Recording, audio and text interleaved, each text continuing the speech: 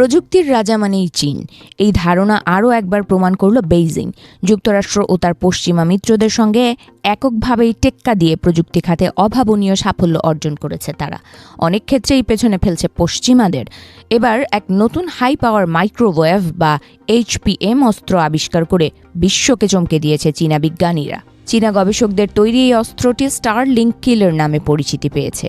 এটি এমন এক অস্ত্র যা ভূপৃষ্ঠ থেকেই পৃথিবীর নিচ কক্ষপথে থাকা কয়েক হাজার স্যাটেলাইট বা যোগাযোগ ব্যবস্থাকে মুহূর্তের মধ্যে বিকল করে দিতে সক্ষম। এর বিশেষত্ব হল এটি কোনো বস্তুকে সরাসরি আঘাত করে ধ্বংস না করে শক্তিশালী তরঙ্গের মাধ্যমে সেটির ভেতরের ইলেকট্রনিক সিস্টেম পুড়িয়ে দেয়। ট্রাক বা জাহাজে বহনযোগ্য এই ক্ষুদ্রাকৃতির অস্ত্রটি টানা 60 সেকেন্ড ধরে 20 গিগাওয়াট পর্যন্ত শক্তি উৎপাদন করতে পারে, যা আগে অসম্ভব বলে মনে করা হতো। এই অস্ত্র যুক্তরাষ্ট্র ও এর মিত্রদের প্রতিরক্ষা ব্যবস্থাকে বড় ধরনের চ্যালেঞ্জের মুখে ফেলার পাশাপাশি এবং সামরিক খাতে আরও এক ধাপ এগিয়ে গেল চীন।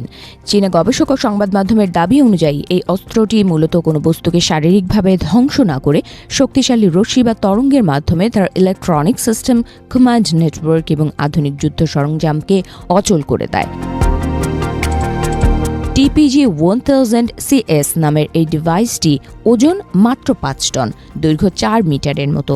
এটি ট্রাক, জাহাজ, বিমান এমনকি মহাকাশেও মোতায়েন সম্ভব। আগে এই ধরনের ভারী সিস্টেম মাত্র কয়েক সেকেন্ডের জন্য চালানো যেত, কিন্তু এই নতুন সিস্টেমটি এক দফায় 3000টি হাই এনার্জি পালস দিতে পারে, যা অত্যন্ত স্থিতিশীল।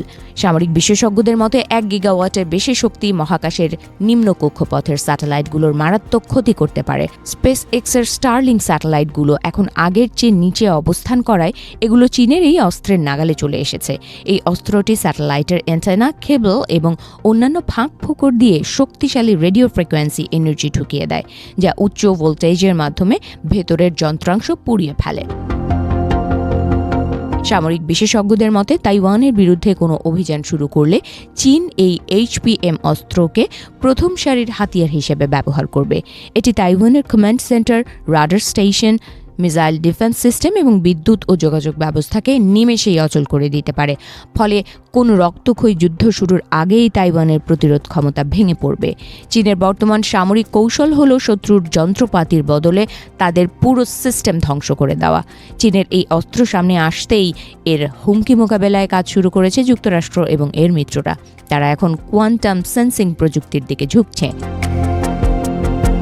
এই প্রযুক্তি জিপিএস বা বাহ্যিক সিগন্যালের উপর নির্ভর করে না, ফলে মাইক্রোওয়েভ বা জ্যামিং দিয়ে একে অচল করা কঠিন।